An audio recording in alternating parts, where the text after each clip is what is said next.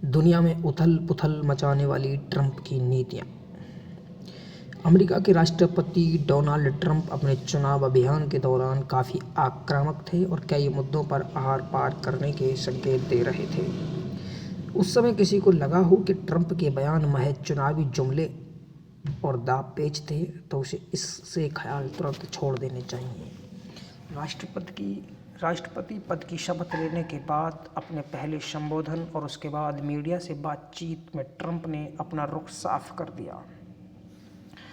पद पर बैठते ही वे हरकत में आ गए और एक के बाद एक कई अध्यादेश यानी कार्यकारी आदेश पर हस्ताक्षर किए। ट्रंप ऐसे राष्ट्रपति के तौर पर काम करेंगे जिनके ऊपर कोई राजनीतिक या चुनावी बंदिश नहीं होगी।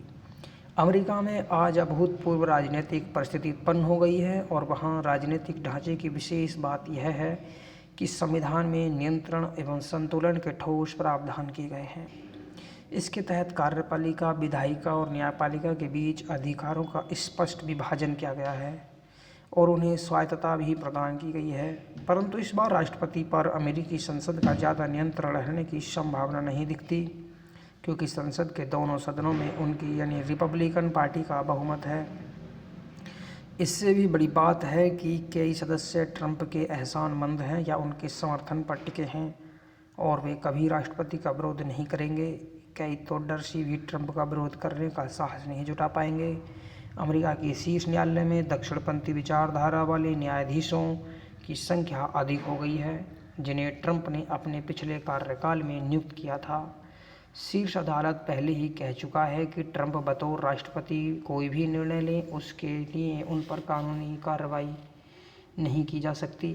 हालांकि अमेरिका की संघीय व्यवस्था के कारण कुछ हद तक प्रतिरोध दिख सकता है और ख़ास तौर पर डेमोक्रेटिक पार्टी के शासन वाले राज्य विरोध कर सकते हैं, लेकिन इससे भी ट्रंप को अपनी सख्त और चरम नीतियां लागू करने में शायद ही कोई दिक्कत होगी।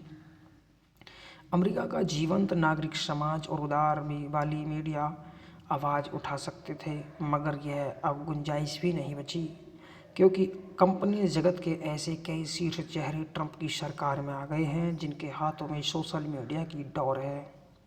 सोशल मीडिया कंपनी एक्स के एलन मस्क का नाम खास तौर पर लिया जा सकता है।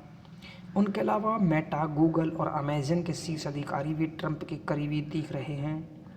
ट्रंप चीन की मीडिया व कंपनी टिकटॉक को राहत देने का मन बना चुके हैं और इस लोकप्रिय वीडियो शेयरिंग एप्लीकेशन पर अमेरिका में रोक लगा दिया गया था और वहां की शीर्ष अदालत ने भी इसे सही ठहराया था।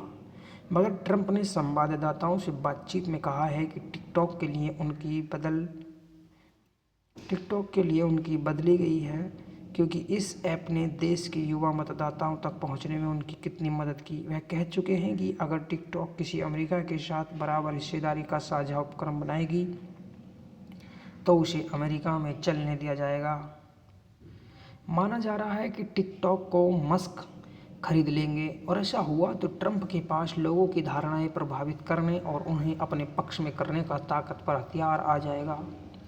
पारंपरिक मीडिया इसका मुकाबला नहीं कर पाएगा, इसलिए अमेरिका में बहुत अलग रुझान आते दिखेंगे जो अधिक लोक लुभावन और आक्रामक होंगे। मूल्य और नैतिकता बनाए रखने की बात काफ़ी कम हो जाएगी।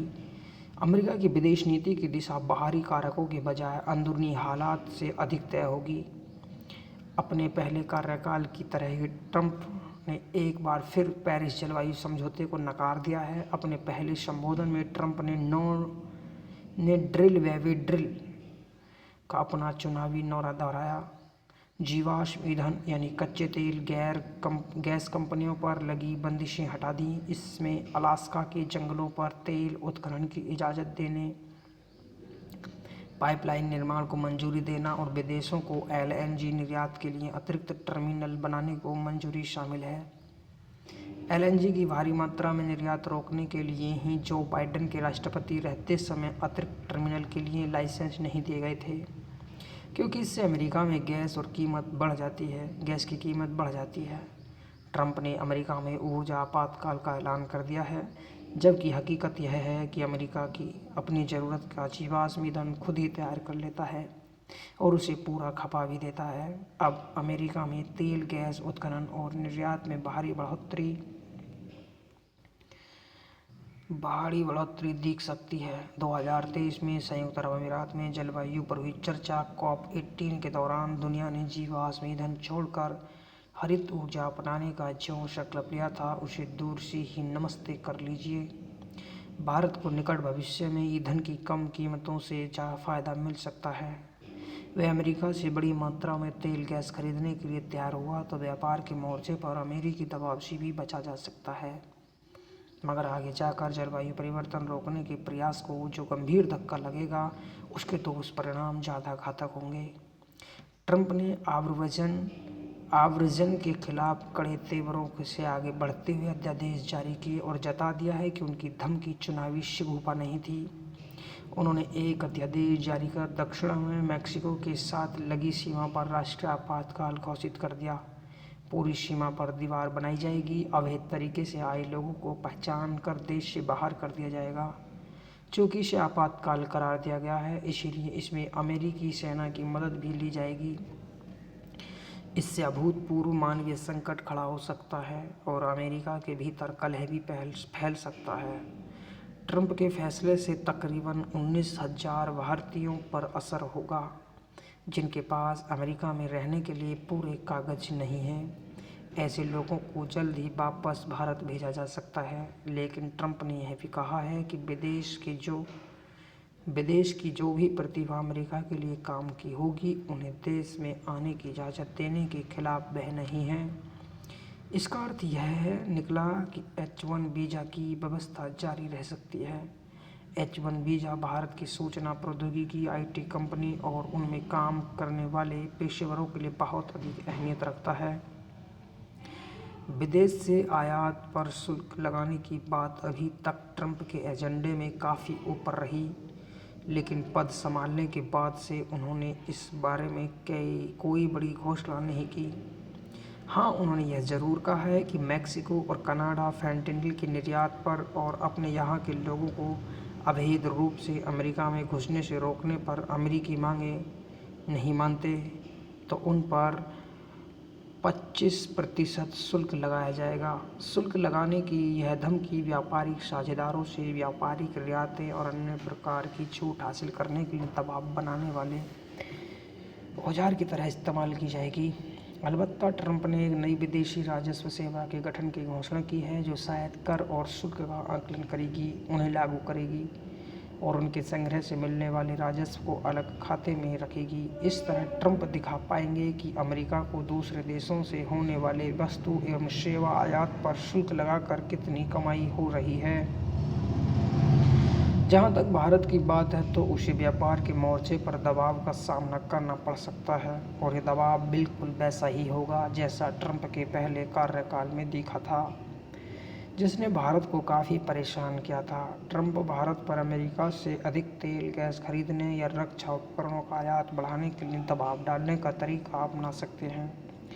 खास बात यह है कि अमेरिकी राष्ट्रपति पद की शपथ लेने के बाद अपने पहले संबोधन में या संवाददाताओं के साथ बातचीत में ट्रंप ने चीन के खिलाफ किसी तरह का कड़ा बयान नहीं दिया। हालांकि उन्होंने यह दावा किया है कि वह चीन पनामा नहर पर नियंत्रण कर रहा है, जो सच नहीं है, मगर उन्होंने चीन के राष्ट्रपति जिनपिंग के साथ हाल में ही टेलीफोन पर हुई अपनी बातचीत का जिक्र भी खासे सकारात्मक लहजे में किया। उनका लहजा इस बात का संकेत हो सकता है कि दोनों देश अपनी अपनी किसी नीति के तहत एक दूसरे के साथ कुछ रियायतें बरतने को तैयार हैं। यह बात सच है तो भारत के लिए अच्छी खबर नहीं है। अगर भारत को किसी खतरे से पर वाकई में बारीकी नज़र रखनी है तो वह है अमेरिका और चीन के बीच सुलह का खतरा, जिससे भारत को नुकसान हो सकता है। मगर ट्रंप की शपथ के बाद वाशिंगटन में क्वाड देशों के विदेश मंत्रियों की बैठक हुई और एक संक्षिप्त बयान में क्वाड के महत्व की चर्चा की गई। इस बयान में क्वाड का अगला सम्मेलन भारत में आयोजित किए जाने का भी जिक्र है, जो भारत के लिए राहत की बात हो सकती है। लेखक विदेश के पूर्व सचिव रह चुके हैं श्याम शरण जी। दुनिया में उथल पुथल मचाने वाले ट्रंप की नीतियों पर यह एडिटोरियल। धन्यवाद।